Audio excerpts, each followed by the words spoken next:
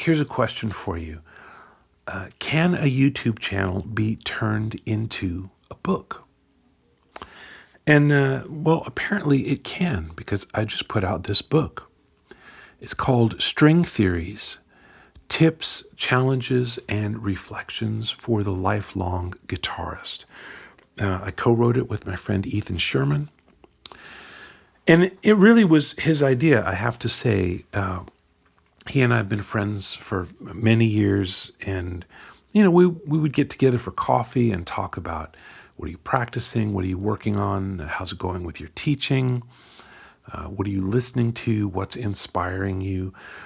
So even though you haven't seen Ethan as part of my YouTube channel, Guitar Tips, hold on, I should ask right now. If you're not already subscribed to the channel, this is the perfect time to just click on that little red guitar pick in the corner. Subscribing to the channel just helps it keep growing, and I really appreciate that. Thank you. So Ethan said to me one day over coffee, hey, I think a lot of the stuff you're doing on YouTube would translate really well to the printed page. Now, I had never thought of that. That wasn't my intention when I started YouTubing. But the more we talked about it, the more he convinced me. And little by little, we did that. Now, the book is not just lifted directly from the stuff on YouTube. We reworked a lot of it, wrote a lot of new stuff into the book, did some organizing. The subtitle here is Tips, Challenges, and Reflections. So those are the big sections of the book. And within those, there are assignments, specific things for you to work on, something you could do today, something you could do over the course of a week or a month, and something that you could do over a longer time span, because hopefully you'll just keep going and going. So rather than telling you more and more about the book, I thought maybe the best thing I could do would be to just read a section of it to you. It's just 3 pages long. This is the part I'm going to read. Challenge: consider the emotional contour. This has to do with improvisation. So, when we learn to improvise, the first thing that we're often confronted with is chord scale theory. First you learn scales, and then you learn how those scales relate to particular chords. Of course, this is good information to know, but it doesn't tell you how to shape your solo. When we think of great solos, the ones we remember have a distinct shape to them. Working with the idea of emotional contour can help you create a narrative to your improvising and keep it from sounding like an unrelated series of notes and scale patterns. This is something you can control and be intentional about. It doesn't have to be something that you notice after the fact when you listen back to a recording of your playing.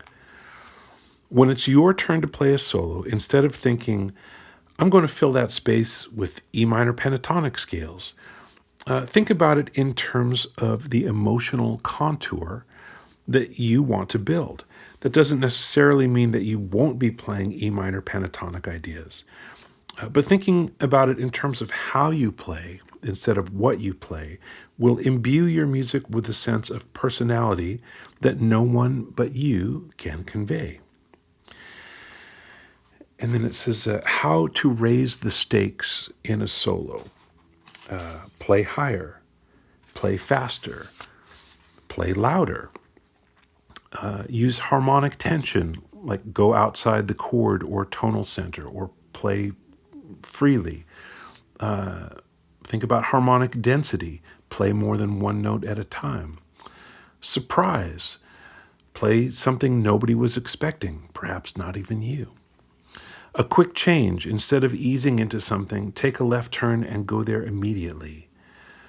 Special effects, like harmonics, or going slightly out of tune, or using open strings, or any combination of those, and other extended techniques. Raising the stakes in the opposite direction. Play lower, play slower, play quieter, Harmonic clarity, state the obvious, meaning, just play notes from the chord of the moment. Play a quote or cliche, something obvious. Lots of music has emotional contour built into it already.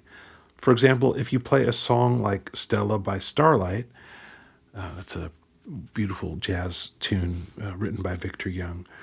If you play a song like Stella by Starlight, 2/3 of the way through, there's a natural peak that's achieved by both melodic and harmonic movement. The melody is hitting its highest notes, and the harmony is far off from where the song started. However, if you're playing music that's more static harmonically, i.e., over just one or two chords, you have a lot of freedom to build whatever shape you want. And now we get into the things to do. So today, make a backing track for yourself or play along to an existing one. Get out a pencil and a piece of paper and draw some doodles. Decide how many measures that doodle represents, whether it's four measures, 8 measures, 16, or however many, and see if you can follow the line.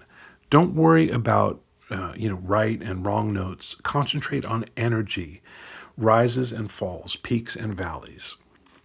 Something you can do today.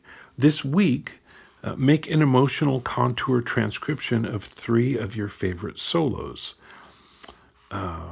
Take 3 solos you absolutely love. It could be by guitar players or not.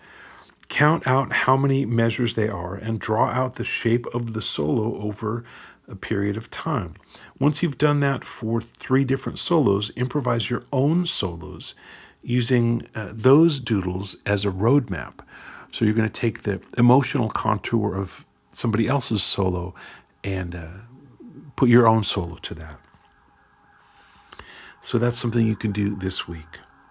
This month, whenever you play with other people, challenge yourself to improvise an emotional contour every time you take a solo.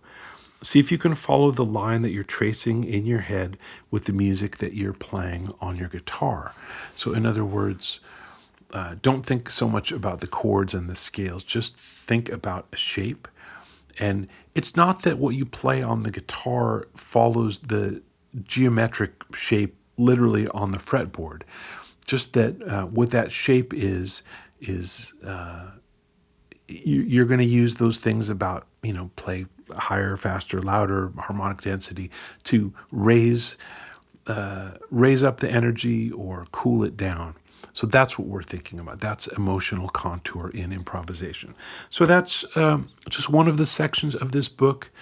Hope you guys are interested and find this useful.